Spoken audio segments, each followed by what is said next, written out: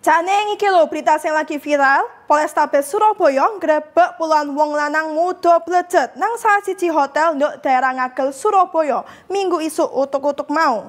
Wong-wong iki dibedek beber pesta seks gay alias ngeble silit padha lanange nang salah siji kamar hotel. Total ana 34 lanangan sing diringkesi polisi. Polrestabes Surabaya ngrebek salah siji kamar nang Hotel Midtown Residence nduk daerah Ngagel sing dibedhek digawe nggon pesta seks lanang padha lanange alias G.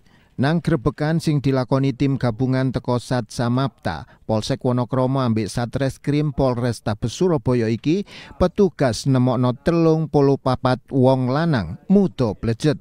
Kabeh lanangan sing dibedhek seneng ngebleh silit iki langsung didata sapa pesertane ambek sapa panitia acarane. Mari ngono kabeh digawa nang Polrestabes Surabaya kae priksoan terusane.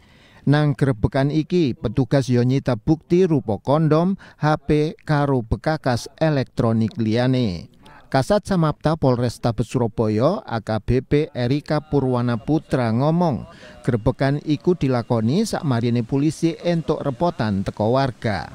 Lah perkara iki saiki ditandangi unit PPA Polrestabes Surabaya.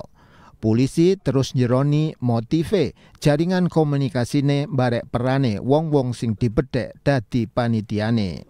Lane ono unsur pidanane, kabeh sing katut bakal diproses ambek hukum sing berlaku. Dewi Imroatin, JTV.